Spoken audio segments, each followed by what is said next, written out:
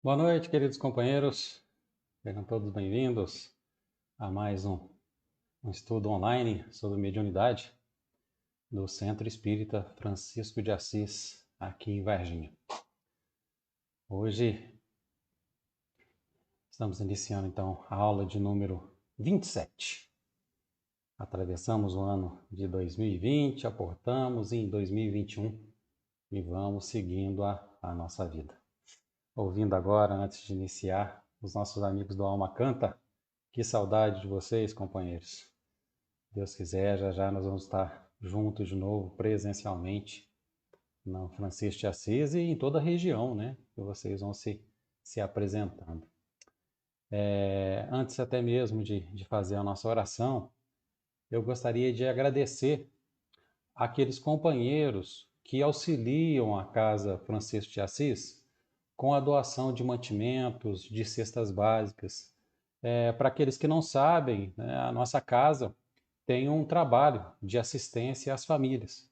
Aquelas famílias que precisam, né, de mantimentos. Então, nós fazemos, né, através da responsável pela equipe de assistência às famílias, é a nossa querida Vita, e ela vai organizando com esse cadastro das famílias e a gente recebe os mantimentos na casa espírita e depois mensalmente vai levando para as famílias. Então, aqui fica o nosso muito obrigado. As pessoas sempre estão auxiliando a gente nesse trabalho. Mesmo com a casa fechada, a gente tem recebido os mantimentos, né, e estamos continuando a auxiliar as famílias. Vamos então fazer a nossa oração, rogando a proteção. E hoje, gente, em especial, no fundo do coração, eu gostaria que a gente emanasse as nossas vibrações a todos aqueles que estão passando pela provação do Covid. Estão infectados, estão hospitalizados, entubados, em CTIs.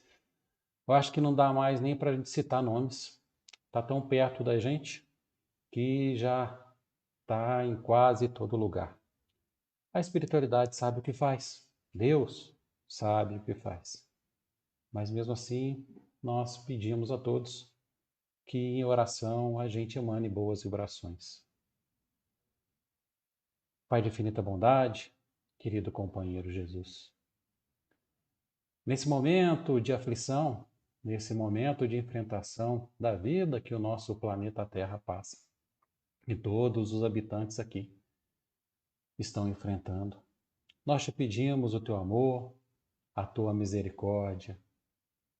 Te pedimos que possamos enfrentar tudo aquilo que chegar até a nossa porta, de cabeças erguidos, que possamos emanar boas vibrações, bons pensamentos, principalmente aos médicos, aos enfermeiros, aqueles que estão cuidando de todos que estão sendo afetados por essa pandemia.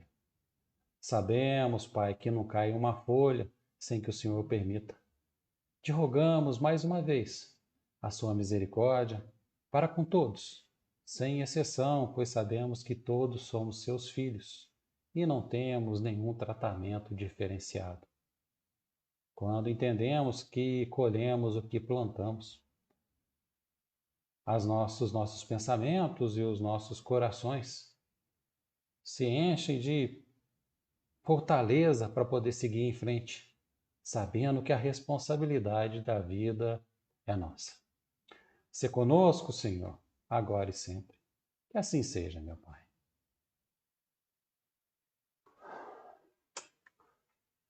Vamos lá então, meus amigos. Hoje, as comunidades do plano extrafísico, né? Mais uma vez, módulo 4, a vida no plano espiritual. Hoje no tema 3. Com a morte do corpo físico, né, o espírito vai para onde? Nós que já estamos aqui nesse estudo juntos, já sabemos que vai para o plano espiritual, para uma outra dimensão da vida. Mas para onde que ele vai? Vai para cá, vai para lá, vai para cima, vai para baixo, vai para o meio, Vai para o meio da terra? Vai para o céu? Vai para a lua? Para onde que vai? Para onde que vai esse tanto de espírito desencarnado? Onde que eles ficam? A primeira coisa que a gente tem que entender, e a gente já começa até a vislumbrar aonde que pode estar aqueles que desencarnaram, os nossos entes queridos, né? Os nossos familiares, nossos amigos, enfim. A primeira coisa é que, em desencarnando, nós vamos nos associar com aqueles que nos são afins, tem a nossa afinidade. Se estamos afinizados com o estado de felicidade, vamos nos afinizar com pessoas, nos encontrar com pessoas felizes. Ou, se estamos afinizados com pessoas infelizes, nós vamos nos encontrar com eles, né? Tudo como consequência dos atos cometidos na nossa existência, que ora finda quando passamos para o plano espiritual. Então, o lugar que nós vamos, independente das construções, vai ser onde a gente estiver associado. De que forma? Pela nossa vibração, pelo nosso sentimento. Onde estiveres o teu coração, lá você estará. Tem uma outra frase também do Cristo que é: o que ligardes na terra será ligado no céu. O que desligardes na terra será desligado no céu. Então, tudo consequência das nossas atitudes. Chico Xavier, no livro Justiça Divina, lá no capítulo Perdoados, mas não limpos, ele fala a seguinte coisa: cada consciência vive e volve entre os próprios reflexos, como consequência dos atos cometidos na existência que ora finda. Ou seja, cada um vive e evolui entre os próprios reflexos, como consequência dos atos cometidos. Ou seja, não vamos escapar das nossas consequências. Então, quando as pessoas muitas vezes irados por alguma coisa, revoltados, falam assim: a justiça do homem não enxergou isso, mas a justiça divina vai enxergar. Podem ter certeza disso. A justiça divina, que nada mais é que a nossa própria justiça, que é a nossa consciência. E a lei de atração e de plantio e de colheita vai fazer com que as consequências dos nossos atos cometidos vai nos levar para a nossa próxima estação. Pegamos o trem da vida e vamos desencarnar e vamos desembarcar na estação da morte, que nada mais é que uma fronteiriça entre um plano e outro. Agora, em qual estação nós vamos descer vai depender das nossas atitudes. São vários lugares. Há muitas moradas na casa de meu pai. Não é isso que o Cristo disse? Então, para alguma dessas moradas, nós vamos desembarcar. Emmanuel, no livro Roteiro, ele deixa essas palavras aí, que eu deixei até escrito para a gente poder analisar juntos, e que ele dá uma clareada muito boa para a gente. Ele vai falar o seguinte: o reino da vida, além da morte, não é domicílio do milagre. Então, se nós pensamos que a gente vai sofrer qualquer tipo de milagre após a desencarnação, pode tirar o cavalinho da chuva. Não, não é domicílio de milagre. Continuando. Porque passa o corpo, entretanto, a alma continua na posição evolutiva em que se encontra. Desencarnou Robin, acordou do outro lado, Robin, sem tirar nem pôr, nem mais gordo, nem mais magro, do mesmo jeitinho, com os mesmos defeitos, com as mesmas qualidades, o corpo físico ficou. Mas abrir os olhos no plano extrafísico vai ser o mesmo Robin, que vai encontrar com aquilo que está disposto naquela nova estação, naquele novo local. E ele segue: cada inteligência apenas consegue alcançar a periferia do círculo de valores e imagem dos quais se faz o centro gerador. Ninguém pode viver em situação que ainda não concebe. Se eu ainda não construir, vamos colocar nesse sentido, se eu ainda não construir um céu dentro de mim, não tornei a minha vida um céu, eu não vou aportar no céu. Só para colocar numa figura de linguagem. Aquilo que eu faço, aquilo que eu alcanço, aquilo que a minha inteligência já se compraz, já entende, é onde eu vou ter a possibilidade de desembarcar. Dentro da nossa capacidade de autoprojeção, ergue-se os nossos limites. Em suma, cada ser apenas atinge a vida até onde possa chegar a onda do pensamento que lhe é próprio. Então, nós só vamos galgar degraus a esferas melhores do que a nossa, digamos assim, num plano vibracional, né, mais leve, mais feliz, mais angélico que seja, se eu tiver essa capacidade dentro de mim. Esse vai ser o meu limite. É onde eu vou me projetar. A residência da alma permanece situada no manancial de seus próprios pensamentos. Estamos naturalmente ligados às nossas criações. Como que está o teu pensamento? Em que você fica preso? Em que você dá valor? Em que você se acorrenta? Qual que é a sua prisão? Qual que é a sua libertação?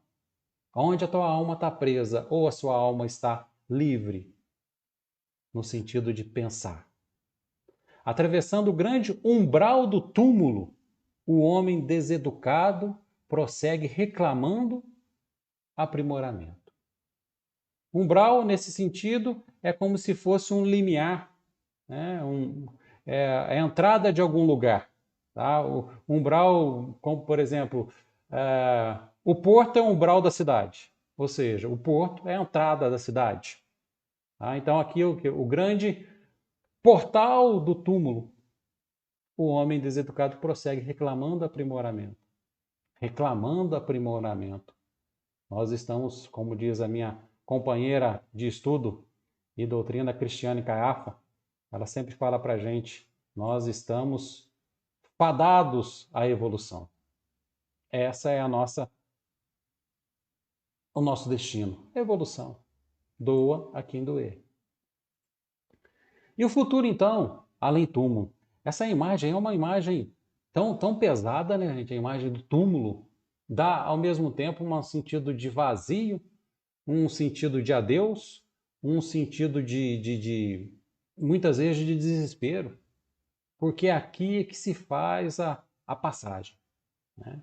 As doutrinas materialistas, eles negam a possibilidade da vida após a morte do corpo. Né? Olha só que vazio que seria isso. Né?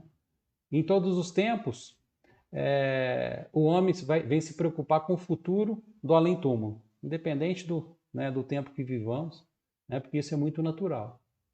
Então, seja qual for a importância que a gente esteja ligado a essa vida presente, a gente não pode deixar de considerar que é uma vida muito curta, né? Precária e que pode ser interrompida a qualquer instante. Nós estamos vivendo agora um interrompimento com essa pandemia muito violento.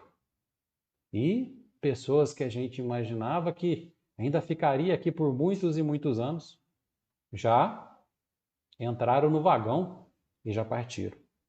E já estão do outro lado, porque a vida foi interrompida sem que fossem avisados. Então, a gente nunca sabe se a gente vai partir hoje ou amanhã, ou daqui a 10, 20, 30 anos. Agora, o que vai ser de nós após esse instante fatal? A ideia do nada, gente, ela vai de contra a nossa razão. Porque mais despreocupado que a gente possa ser nessa vida, na hora que chega um momento, a gente vai perguntar a si mesmo: e aí? O que vem agora? O que vem agora?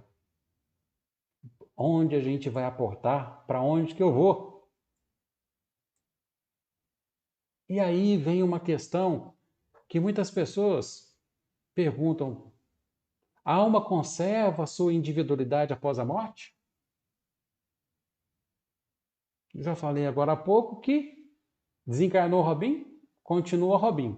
Então, vou continuar com a minha individualidade. Mas para poder embasar isso, nós temos lá na questão, no Livro dos Espíritos, na questão 959, que ele fala o seguinte: outro ponto não menos importante diz respeito à preservação da individualidade após a morte. Kardec vai indagar a respeito. Com efeito, de que nos adiantaria sobreviver ao corpo se a nossa essência moral devesse perder-se no oceano do infinito? As consequências para nós seriam as mesmas do que os defendem o nada. Olha só, gente, se a gente voltasse para o plano espiritual e voltasse para o todo, que sentido teria isso? Nós poderíamos até parar de acreditar em muitas coisas do que a gente acredita. No livro dos Médiuns, vem falar que, em primeiro lugar, que a natureza da alma é diferente do corpo, né? Porque ela separa desse invólucro físico, né? Deixando as peculiaridades próprias do corpo. Só que ela vai gozar de consciência de si mesmo, passível de alegria e sofrimento, né? Isso vai fazer com que acreditemos e que confirmemos também, através não só da literatura espírita, da codificação espírita, mas como também os vários relatos de irmãos, companheiros que vêm nos dar a comunicação depois da morte, preservando assim a sua individualidade. Individualidade. Agora, se vamos continuar com essa individualidade, para onde que essa alma vai? Para onde que ela vai? Os espíritos inteligentes prosseguem na vida espiritual os trabalhos e estudos que empreenderam na vida corpórea. Está lá na Revista Espírita, de 1865, de Kardec. Olha só, gente. A inteligência a gente não perde. Aliás, a gente sempre fala, caixão não tem gaveta, mas o coração e o sentimento e o nosso espírito têm uma capacidade de armazenamento fantástica, que não tem como pagar excesso de bagagem quando a gente parte para o lado de lá. Então, os espíritos que já têm a sua inteligência desenvolvida, principalmente com a ciência, com os estudos e o seu comprometimento, ele vai continuar do outro lado, se afinizando com o que aqui estão, intuindo, né? Trabalhando num processo mediúnico de auxílio e também continuando os seus estudos. Onde? Em colônias, planos, localizações, onde são situados os espíritos que têm aquela afinidade. Então, os espíritos inteligentes vão continuar trabalhando, vão continuar estudando, né? Tem gente que faz mestrado, doutorado, pós-mestrado, pós-doutorado e por aí vai. E chega no plano espiritual, eu acho que deve ter mais pós lá ainda, mais alguma coisa acima para a turma continuar. A nossa vida, né, é eterna, temos muitas coisas aí para poder fazer. Agora, e quando morre uma pessoa má? O que vocês acham? Para onde ela vai? Ou fica? Existem perseguições, lutas, brigas? Quanto tempo ficam sofrendo? Olha só. Quanto tempo? Eternamente? Sentem remorso, arrependimento? Uma pessoa que errou, depois que reconhece, ela sente remorso, sente arrependimento? Então, o espírito que errou, quando tiver com a cara na lama, com certeza a sua consciência vai lhe cobrar e ele vai sentir remorso e arrependimento. Nós vamos, ao longo aí dessa 1 hora nossa, essas perguntas vão se responder por si só. E vocês vão verem isso. Então, os espíritos, nós, quando desencarnamos, a grande maioria, vamos para colônias espirituais. Existem milhares de colônias espalhadas pelo planeta Terra. Todas, o André Luiz fala que são esferas vibratórias, né? São compostas de níveis ou planos evolutivos, nos quais os espíritos agrupam em cidades de pequeno, médio e grande porte, tá? E são denominadas essas colônias espirituais. Existem vários relatos dessas colônias que a gente vai ver, né, um pouquinho para frente. Inclusive, nós temos essa aula hoje, depois nós vamos ter mais umas 2 aulas só de colônias espirituais, explicando o tipo de cada uma, né? Então, nós vamos para essas colônias. Como que são essas colônias? Características dessas colônias espirituais, né? No Livro dos Espíritos, na questão 96, relata o seguinte: as comunidades espirituais do plano extrafísico são constituídas de espíritos que apresentam semelhanças de aptidões e gostos. As relações entre eles estabelecem a existência de diferentes ordens, conforme o grau de perfeição a que chegaram. Então, tem a mesma aptidão, tem o mesmo gosto, eu vou ser atraído, vou ser conduzido a alguma colônia no plano extrafísico, algum local onde vou ter ali as mesmas afinidades, de acordo com o meu merecimento, de acordo com aquilo que eu cumpri na minha vida corpórea. Tá? E as regras de vida nessas sociedades de colônias no plano extrafísico, né? Essas regras vão ser estabelecidas de acordo com o grau de moralidade e conhecimento dos seus habitantes. Então, o aprendizado, a gente vai, tanto a nossa evolução intelectual quanto moral, vai nos credenciar para ser pessoas melhores onde quer que estejamos, onde quer que aportemos. E essa moralidade, esse grau de moralidade, que faz com que essas sociedades espirituais sejam juntadas, né? Sejam atraídas, e cada um vai conduzindo, né, a sua vida no plano espiritual. Eu coloquei essa imagem aí, que é de um filme que chama Amor da Além da Vida. Não sei se vocês já assistiram. Esse filme é de 1998. Não é um filme escrito por espíritas, né? Mas é um livro, um filme que narra o plano espiritual, né? E principalmente um socorro no umbral, um socorro nas trevas. Bom, organização da vida no plano espiritual. Aí é uma imagem do filme Nosso Lar, onde retrata, né, a colônia Nosso Lar. Na questão 274 do Livro dos Espíritos, eles falam o seguinte: os espíritos têm uns sobre os outros uma autoridade relativa à sua superioridade. A autoridade que eles exercem por um ascendente moral irresistível. Um ascendente moral irresistível. Públio Lentulus, que é o nosso querido Emmanuel, quando ele viveu na época do Cristo, ele foi um senador de Roma, como Públio Lentulus. E ele narra que a sensação, o amor, o bem-estar que ele sentiu quando ele foi assistir o Cristo pregando e ele foi escondido porque ele era um senador romano, é uma coisa indescritível. Só pelo fato dele chegar próximo do Cristo, e o próximo naquela época, né? Ele viu de longe, ele já, a partir dali, ele foi outra pessoa. Só de estar próximo de Jesus é uma ascendência moral irresistível.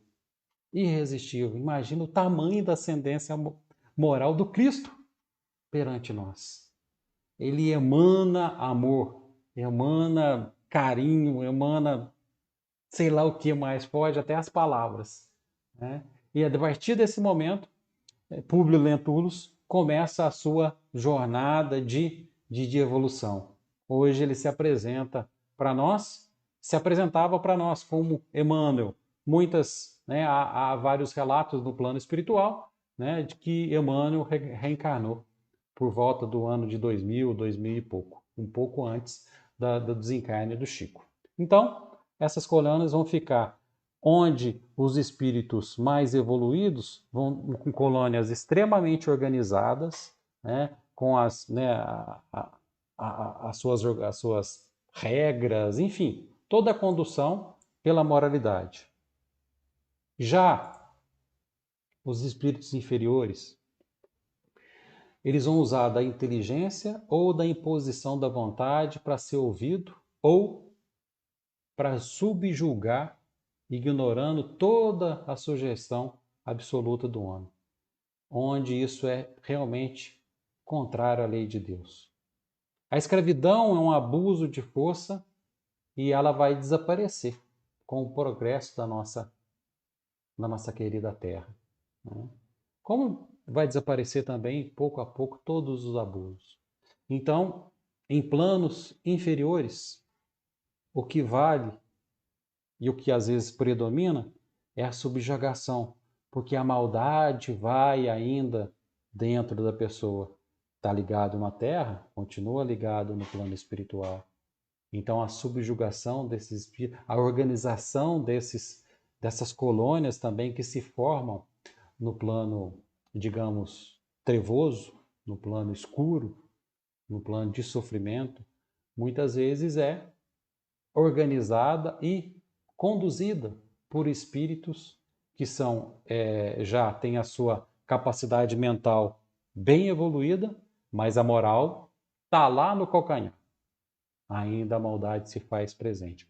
No livro Libertação, do André Luiz, ele narra, né, uma dessas colônias que é conduzida pelo Gregório, né, nas trevas. Ele é um grande comandante das trevas que comanda a mão de ferro essa organização trevosa. Aqueles que tiverem interesse, esse livro também relata muito bem a vida no plano espiritual. Tá? Bom, essas comunidades espirituais, elas podem ser classificadas nessas três grandes categorias, tá? Tudo segundo a condição espiritual dos seus habitantes, tá? Que vai formar, que vai criar, que vai plasmar as características desse ambiente onde eles vão ser inseridos. Então, nós temos lá as comunidades de sofrimento e dor, o umbral e comunidades devotadas ao bem.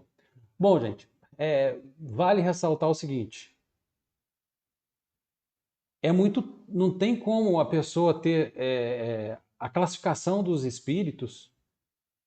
Ela não é, por exemplo, a pessoa não é totalmente em sofrimento, em dor, em erro, ou totalmente devotada ao bem, né, no planeta que nós vivemos. Às vezes se mistura muito esse sentimento e as nossas atitudes.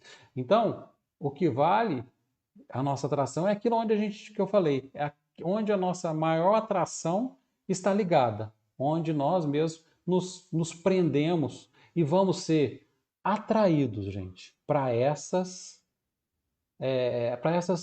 comunidades espirituais, tá? Vamos começar então com as comunidades de sofrimento e dor. Elas são habitadas por espíritos sofredores, E em princípio, são dois grupos distintos, né? As que rigor são qualificados de sofredores, né? E ainda não deram conta da sua situação, né? Tem uma expressiva inferioridade moral, né? As suas expressões fisionômicas, né, mostram isso nos seus gestos, palavras e nos seus atos, né? E eles vão integrar as comunidades chamadas abismais ou de sombras, tá? E outras também são portadores de diferentes viciações, né? Não tão presente como essa primeira categoria que eu falei, né, dessa anterior, que são das formas abismais e de sombras, né? Mas, né, vai formar um grupo bem heterogêneo que vai formar esse grupo, né, vai compor, perdão, esse grupo de sofrimento e dor. Aqui é um lugar onde a gente tem, infelizmente, exemplificado que o Cristo quis nos alertar, que haveria choro e ranger de dentes. A médium Ivone Pereira, no livro dela Memória de um Suicida, que nós já citamos aqui várias vezes, que é descrito pelo espírito Camilo Castelo Branco, ela narra para a gente o Vale dos Suicidas.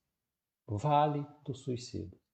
Onde os suicidas vivem os mesmos dramas, dores, as aflições. Eles são agrupados nesse mesmo Vale das Trevas. Tá? Que da mesma forma vai se agrupar nas trevas, também em vales, por afinidade. Espíritos ligados à droga, loucura, desequilíbrios sexuais, guerra, aborto, são essas afinidades. Então, tudo vai ser de acordo com a lei de atração, de afinidade, que a gente vai...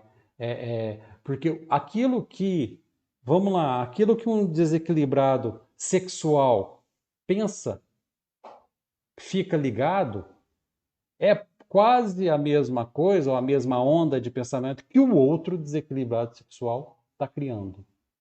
Então vai cada um alimentando o outro e vão sendo atraídos para o mesmo vale de sofrimento, por afinidade. E essas comunidades de sofrimento e dor, o tempo de estágio nelas não tem como precisar. Pode ser por poucos dias, poucas horas, pode ser só uma passada ou pode ser por séculos. Vai depender do merecimento, do entendimento e do pedido de socorro de cada um. Bom, as características desses habitantes, então, dessas comunidades de sofrimento e dor, é o predomínio de paixões inferiores, né? Não precisa nem só pelo contexto aqui, já dá para a gente perceber, né? Controle mental sobre os subjugados, a volitação restrita, já que isso é uma liberdade do espírito já mais evoluído, mais leve, acesso interditado a regiões elevadas, ou seja, aqueles, mais uma vez, não falou que a projeção nossa é o limite do nosso conhecimento, o limite da nossa evolução, então vai ficar limitado às regiões mais elevadas. A névoa envolve, né, a região, vários relatos dos amigos do plano espiritual descrevendo essas regiões, e exerce influência sobre os encarnados. Olha só. Então, muitos que vão exercer influência sobre nós, encarnados, são esses espíritos sofredores, né, com sofrimento e dor. Tá? Nossa, gente, o tempo está passando depressa demais. Já isso tudo. Não sei se eu vou dar conta de falar tudo até o final. Agora que eu cheguei no umbral, né, vamos ter que subir mais um pouquinho. Umbral é uma zona obscura que vai se iniciar na crosta terrestre, né? É uma espécie de região purgatorial, né? Caracterizada por grande perturbação decorrente da presença de legiões e almas irresolutas, ignorantes, desesperadas, em graus variados. Não está nem no seu sofrimento absoluto, mas também não está preparado para ir para zonas mais elevadas. Tá? Pode ser definido como uma zona, né, onde se encontra por afinidade também e por sintonia os espíritos presos a resultado das suas próprias ações, emoções, pensamentos negativos, né? Onde se reúnem os desencarnados que não conseguem se libertar de muitas emoções como mágoa, culpa, ressentimento, ódio, revolta, ambição, apego, angústia, dor, luto, decepção, frustrações. Ou seja, várias coisas que nos prendem. Então vão deixar a gente nessa região mais de perturbação, sabe? Uma região que não tá no limite, né? Entre o mais baixo e o mais alto, só para a gente se situar, né? Tá, por que o umbral existe então? Para que existe isso? Essa zona no plano espiritual. O André Luiz ele foi atraído ao umbral devido à vida material que ele tinha e suas grandes extravagâncias. Olha só. Né? E ele vai relatar no livro Nosso Lar que é uma região de profundo interesse para o planeta Terra. Olha só, porque lá vai se concentrar tudo que não tem finalidade para a vida superior. Ou seja, como não tem como a gente ser levado para comunidades superiores, e também nós não merecemos ir para a comunidade de sofrimento, porque os nossos erros não nos credenciam nem para ir para um lugar nem para o outro, a gente vai ficar nessas comunidades espirituais onde vamos nos afinizar por esse tipo de perturbação, tá? E pode durar. O André Luiz relata que ao nosso tempo, né? Ele ficou cerca de 8 anos no umbral. O André Luiz ele não era espírita, ele era médico e tinha uma vida muito materialista e cheia de extravagância. Né? Então, onde está o seu coração? Onde está o seu tesouro? Tá, e como não ir para o umbral então? que vocês acham? O que a gente tem que fazer para a gente não ir para esse lugar? Ir lá para baixo, nem pensar, né, na zona de sofrimento. A gente fala abaixo, acima, mas é só uma questão de hábito mesmo, né? Então, existe uma forma da gente não ir para um umbral, gente. E ela é bem simples, tá?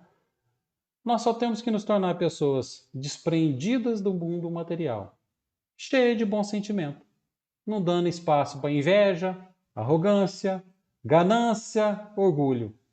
Se a gente cuidar disso, a gente não vai precisar ficar por muito tempo ou quase nada despertar no umbral, tá? É claro que o processo evolutivo não dá saltos. Cada passo a gente vai dando aos poucos, né? E não vai ser diferente com a nossa reforma íntima, né? Então é muito importante que a gente esteja atento às nossas atitudes e principalmente, gente, aos nossos pensamentos. Vamos fazer o que o Cristo nos ensinou: orai e vigiai, já nos dizia o querido mestre. Então, a forma para ir para lá, nós já sabemos. É só a gente ficar livre da inveja, arrogância, ganância, orgulho, né? De ter uma vida desprendida e por aí vai. E mesmo quando a gente estiver lá, existem, nós nunca estamos sozinhos. Apesar dessa desarmonia reinante nessas comunidades, né? É, espíritos devotados, benfeitores, né? Alguns até de alta hierarquia espiritual, eles se encontram, né, em visitas periódicas de auxílio, de amparo, de resgate, né? Muitos desses benfeitores, eles ficam instalados em plenas regiões abismais e umbralinas, tá? E nas edificações denominadas núcleos opostos de auxílio, onde vai realizando o trabalho sacrificial de amor ao próximo.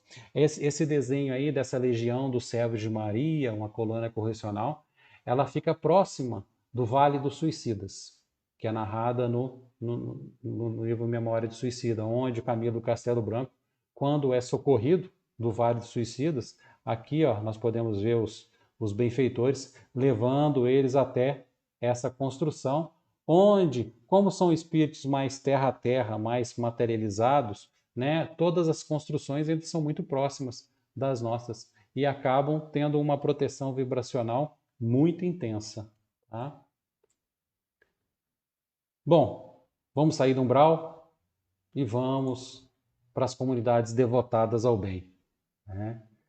Essas sociedades beneméritas do além, elas são constituídas de grupos de espíritos ligados entre si por simpatia e por interesse comum. Né? Os seus habitantes, eles vão apresentar uma gradação de conhecimento e de moralidade, né? Cada um com a sua gradação, mas todos vão demonstrar uma necessidade de auxílio ao próximo, um sentimento manifestado de forma inequívoca, né?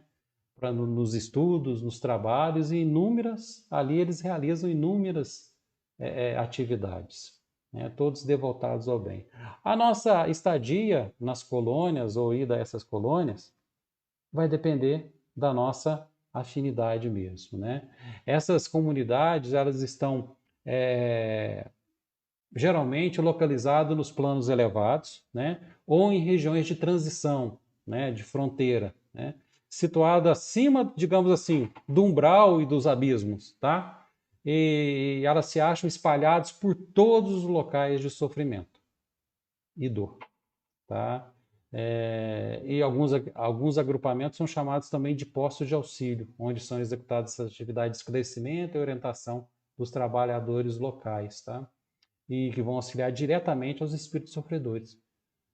Eu coloquei essa imagem aí, é da autora Vânia Arantes Damo, né, na obra Moradas Espirituais. Aí ela está colocando algumas colônias, olha lá, Colônia do Arco-Íris, Colônia do Abacateiro, Colônia Estudo e Vida, Colônia do Padre Chico, Bom Retiro, Gramado, Sol do Amanhecer, das Montanhas e por aí vai, a Colônia Rouxinol. Essa colônia do Arco-Íris ali, o Newton Stuck, o livro do Gabriel, terceira obra, se não me falha a memória, ele vai visitar essa colônia, é uma colônia onde já tem vários espíritos já com a sua capacidade são espíritos regenerados, já estão, né, prontos para o mundo regenerado e que já vivem nessa colônia. Ele narra essa colônia e o sentimento que ele tem quando ele adentra essa colônia, ou seja, a vibração que mantém em cada colônia é a vibração que já está preparada para poder receber aqueles espíritos,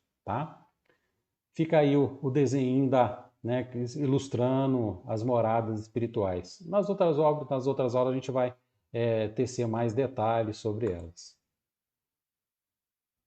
O nosso lar seria o céu dos espíritas, digamos assim, né?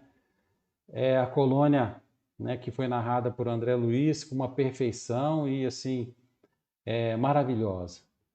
Lá ele narra também que é muito interessante que a supervisão geral, né, dessa colônia feita pelo governador, ele não descansa, né? Então tem um companheiro que fez uma pergunta na última aula, se os espíritos dormem, né? Quanto mais evoluído, mais trabalho, e ele não descansa não, vai trabalhando sempre, tá? Então, gente, a supervisão geral, o controle geral, digamos assim, dessas colônias que vão circular a Terra, ela é feita por Jesus, né?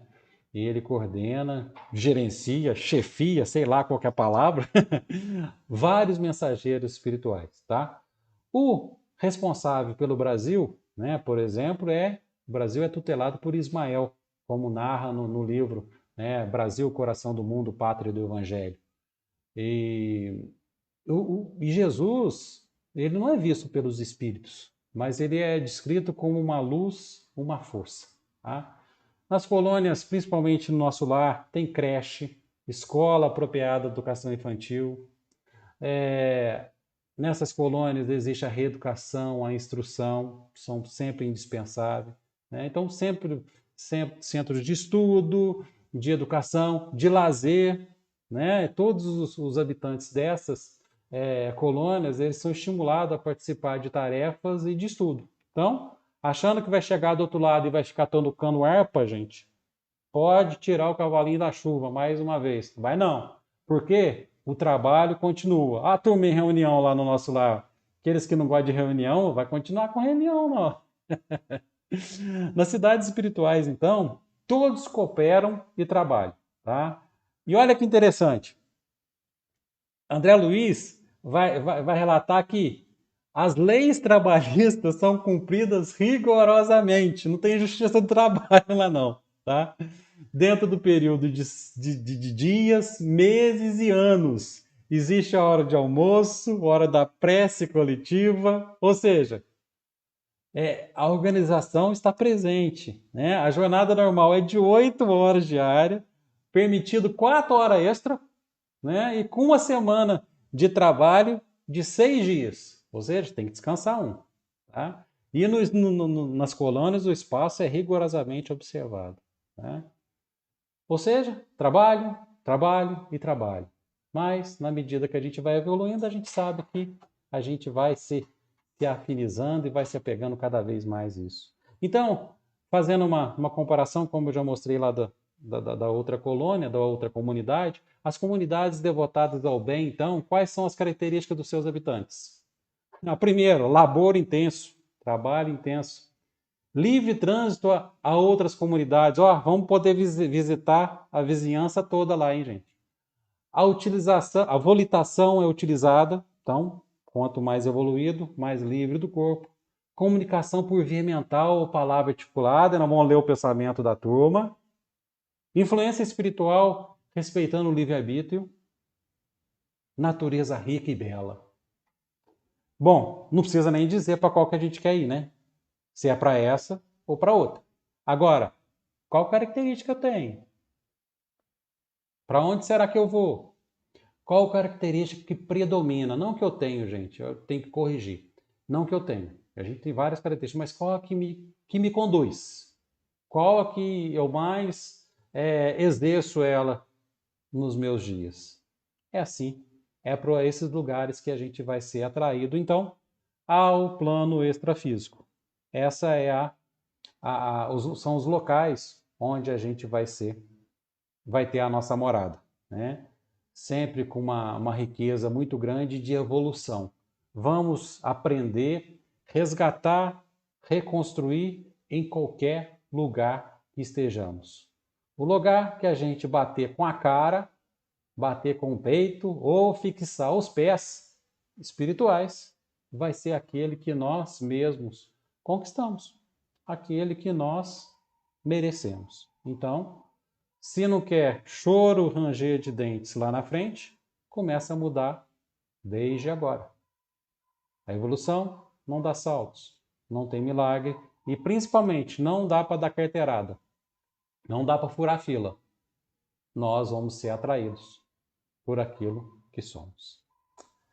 Ok, gente? Bom, eu acho que é isso. Vamos fazer a nossa vibração final. Só que hoje eu gostaria de fazer, mais um vídeo que eu vou deixar aqui depois, eu vou falar dele para vocês, que vai complementar para a gente essa morada, ou como que a gente pode chegar do outro lado e reconhecer a nossa melhora. Então, antes da gente passar para esse vídeo aí, vamos fazer a nossa vibração e mais uma vez, vamos dar o nosso passe à distância, nossa vibração à distância. Vamos direcionar hoje todos os nossos esforços para os hospitais, para aquelas pessoas que estão isoladas, para aqueles que estão precisando, estão no momento de reflexão e enfrentamento das suas provas e expiações.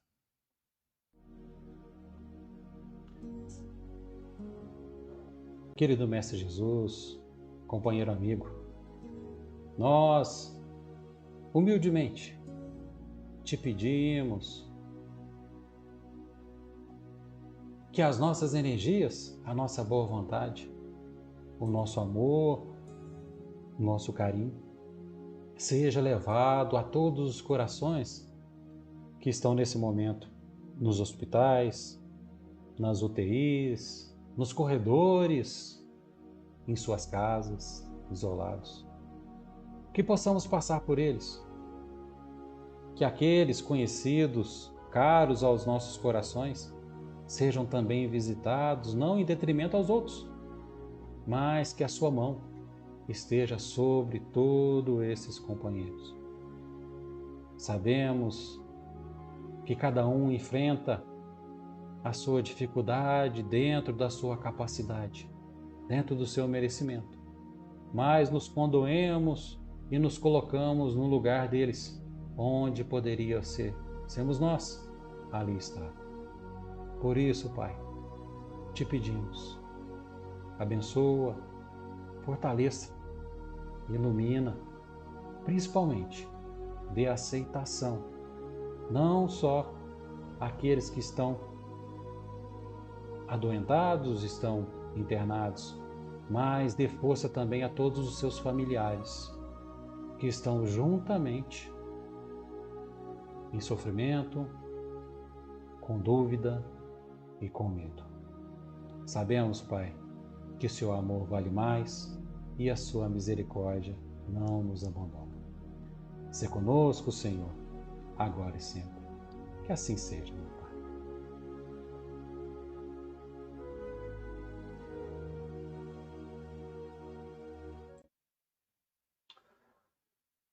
É isso aí, né, gente? Bom, antes de me despedir, o que eu vou fazer hoje? Nós vamos fazer isso aqui, ó. Vou deixar para vocês um vídeo bônus. Não tem a turma que sai vendendo as coisas na internet? Assim, ó, compra isso, compra aquilo e ganha isso. Então, vocês que estão comigo há tanto tempo, hoje eu vou deixar um vídeo bônus. Mas é o seguinte, esse é um relato escrito por Hugo Lapa de um espírita no umbral. Um espírita no umbral. É muito bacana esse relato, ele tem 8 minutos e 30, tá? Aqueles que não já tiverem passado a sua hora aí, a sua paciência já está se esgotando, depois pode procurar na internet, né? E assisti-lo. Um espírita no umbral, tá? Eu resolvi colocar aqui, que eu achei muito interessante, e a gente poderia assisti-lo nos colocando no lugar dessa reflexão de um espírita quando chega no umbral. Ok? Então é só um vídeo bônus, chegamos aqui às nossas 9 horas, nossa 1 hora de estudo, né? Aqueles que agradeço a todos mais uma vez, né? Me despeço por aqui, mas vou deixar para vocês aí, aqueles que tiverem um pouquinho mais de paciência, para poder assistir a esse vídeo.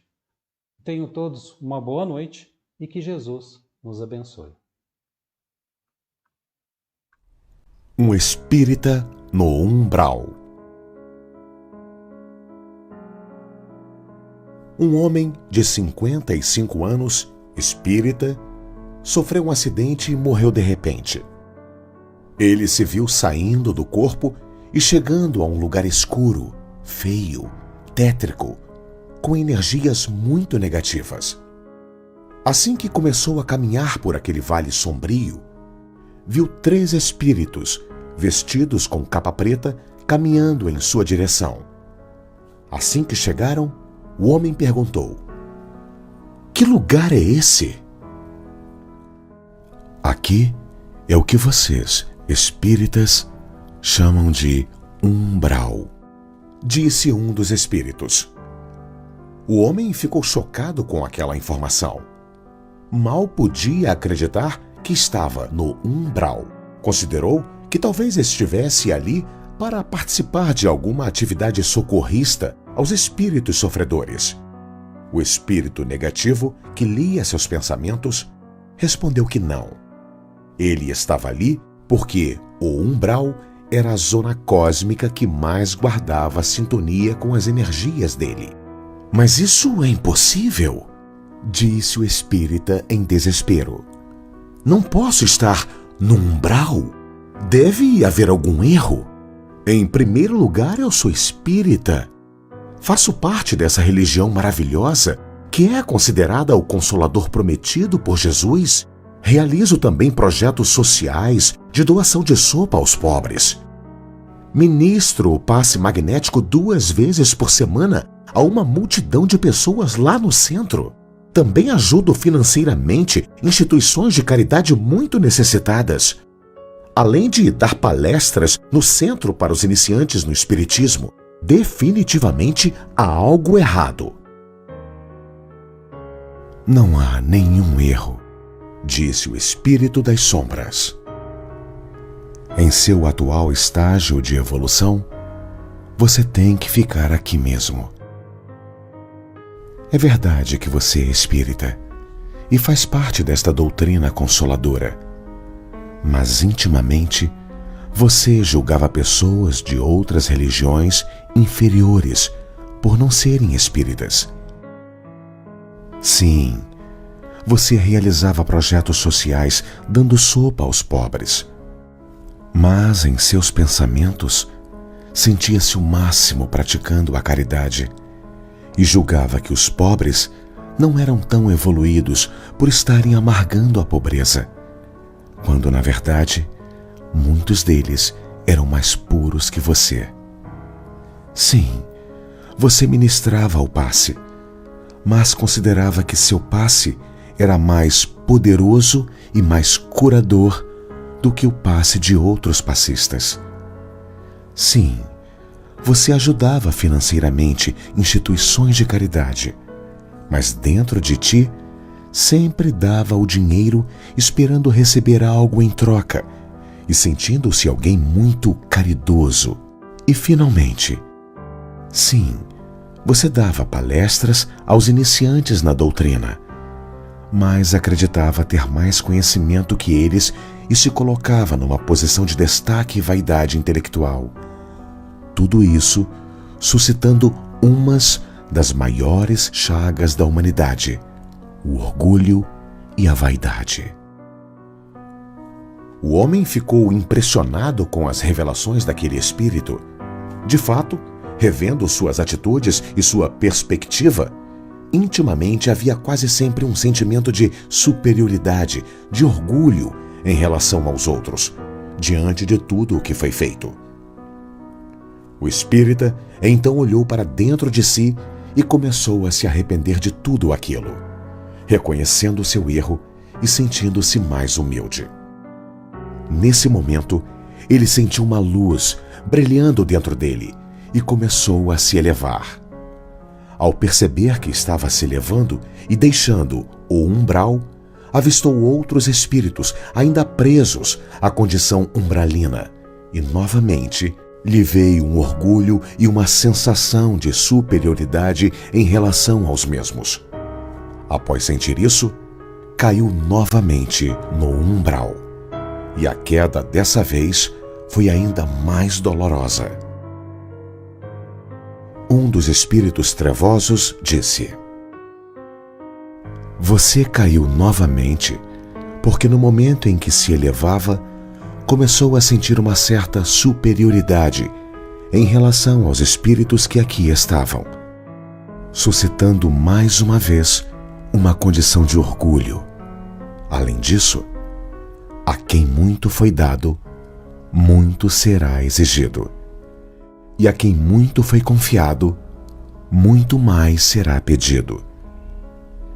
Evangelho de Lucas 12:48. O homem ficou muito triste com tudo aquilo. Entrou dentro de si mesmo e com toda a sinceridade pensou: "Sim, é isso mesmo. Eu fui uma pessoa arrogante por ser espírita e por tudo o que eu fazia. Esse orgulho neutralizou todo o mérito de minhas ações. Mas tudo bem. Eu mereço estar aqui, no umbral. Vou ficar por aqui mesmo. Quem sabe, eu aprendo alguma coisa. Não me importo mais comigo e entrego minha vida a Deus. Como disse Jesus, que seja feita a vontade de Deus e não a minha." O homem caiu no chão e apenas se entregou a Deus com fé.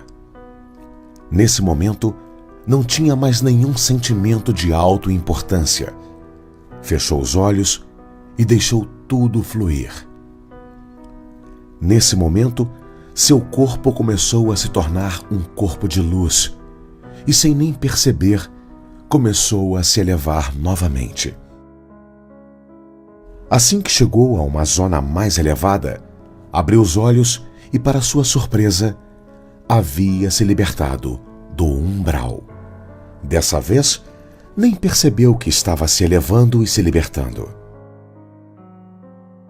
Um dos espíritos trevosos estava esperando por ele nesse plano mais elevado. Tirou a capa preta e uma luz maravilhosa começou a brilhar.